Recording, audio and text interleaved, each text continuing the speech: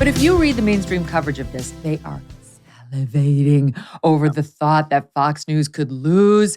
And they're so dumb. Their next conclusion is this will be the end of Fox. It will be the end of the Fox News credentials at the White House, at Congress, at any polite society event. It will be the end of Fox being distributed on your local cable channel because we can turn to them as consumers and say, they lie. They were found guilty of lying by a Delaware jury. And I mean, to talk about delusions of grandeur as to the power of a jury, but in any event, what do you make of the media coverage of the biggest media dispute we've seen in this country in decades? I think that your take at the beginning is one that I've been waiting for anyone to give. And occasionally you'll see it in the op-ed pages of the New York Times or somewhere else. But generally that, if Dominion wins, that could be a bad thing for the First Amendment and for people who work in the First Amendment business. It would mean that the standard for being able to sue people and show malice as a legal standard is more achievable than it was previously. That is something, that is a future that not everybody should be cheering on. I think you have 30 years worth of this feeling among people who work in the non-Fox journalism business. I've been waiting for this great comeuppance. Like, finally, we're going to show them that that the fair and balanced wasn't fair and balanced after all, and that they're slaves to their audience. There might be an argument that there's definitely some audience capture happening, not just there, but at every cable news outfit. But there's so much invested in Fox getting its comeuppance that people are being kind of short-sighted about what it means. I, too, hope that they settle rather than it goes fully to trial, except the part of me, the little devil part of me, that wants all the chaos and wants all the discovery because it's fascinating. It is super fascinating to look under the hood, I think. Yeah, I mean, it will be fun to see them take a stand. Yeah, I mean, it's kind of adjunct point to that is that, yeah, I mean, it's very, very similar to what happened with Trump, Russia, and with Trump in this indictment, is that people are over their skis quite a bit because they're too excited about the potential fallout. Like, we're going to get this guy finally. Well, don't you sound a bit like conservatives and Republicans in the 1950s saying everybody works for Russia, everyone is somehow involved in this kind of massive conspiracy? Yeah. Fine. We don't really have it nailed down yet, but let's go full court press ahead with it. And they don't realize the consequences of that for their reputation and for the country as a whole. And it seems like something similar is happening here, is that whatever we can do to take these guys down, because there's been Robert Greenwald documentaries, there's been advertising campaigns, there's been protests, there've been, Target Glenn Beck's advertisers, et cetera.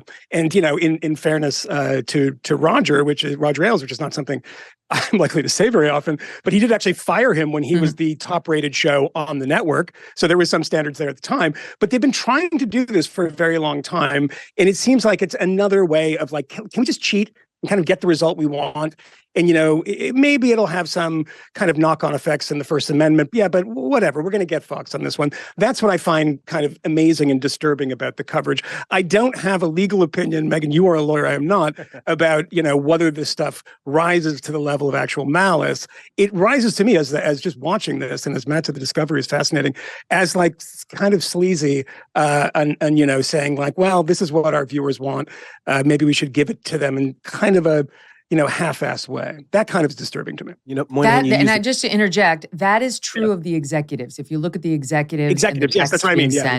They were all like, it's bullshit, but we're losing our audience after that Arizona call, and we have to throw them a bone. And that they started to get upset by reporters who were fact-checking claims made on the air on certain shows that supported the Trump line of a stolen election, the Sidney Powell stuff. And they'd say like, no, tell her not to do that. We're losing our audience. This is a bloodbath. Okay, so that's one thing. But when you go down to the host level, it gets a lot tougher for Dominion. I'm waiting. Show me the Lou Dobbs text where he says, I know this is a lie. It doesn't exist. Show me the Maria Bartiromo one, right? Could she have pushed back harder on Sidney Powell? Duh, of course. Yes, she could have. But that, to me, is not necessarily actual malice proof. Yes, it's a journalistic fall down, for sure.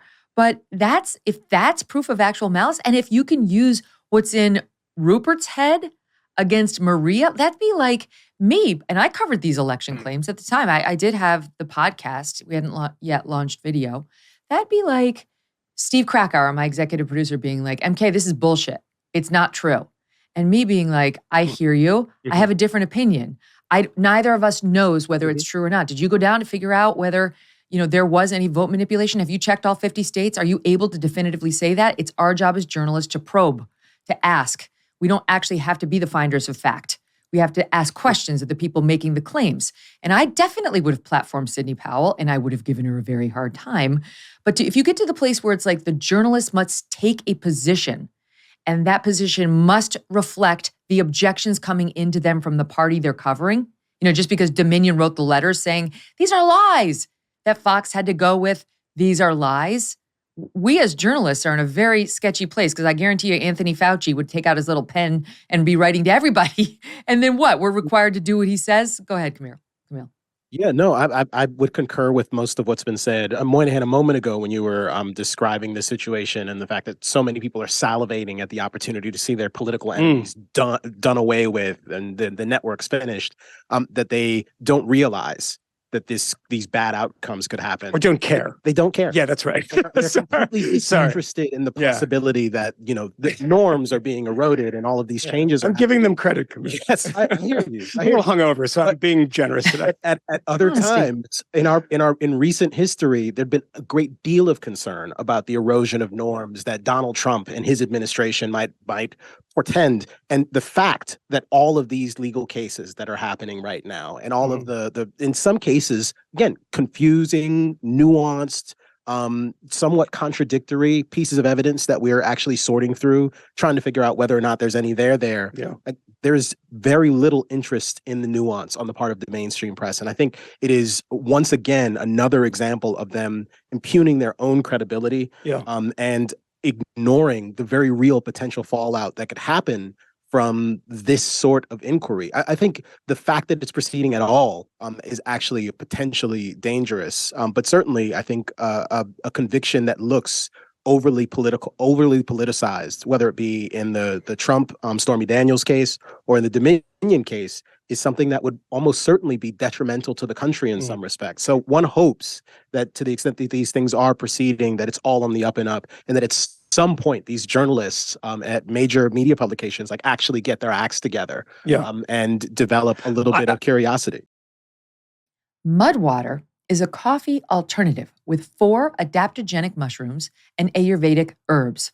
With just a fraction of the caffeine that's in a cup of coffee, you're going to get the energy from a cup of coffee without the jitters or the crash. Each ingredient was added for a purpose. Cacao and chai for mood and a hint of caffeine. Lion's mane to support focus. Cinnamon for its antioxidants, and much, much more. Mud is Whole30 approved, 100% USDA organic, non-GMO, gluten-free, vegan, and kosher certified.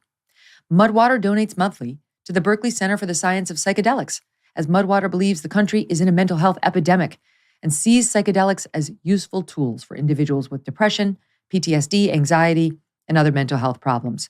Go to mudwater.com, that's spelled mud, WTR.com/Megan to support the show and use code MeganMud for 15% off. Mudwater.com, spelled MUDWTR.com/Megan, and use that code MeganMud for 15% off your order. Hey, thanks so much for watching. If you like what you just saw, hit the subscribe button for more clips and full episodes.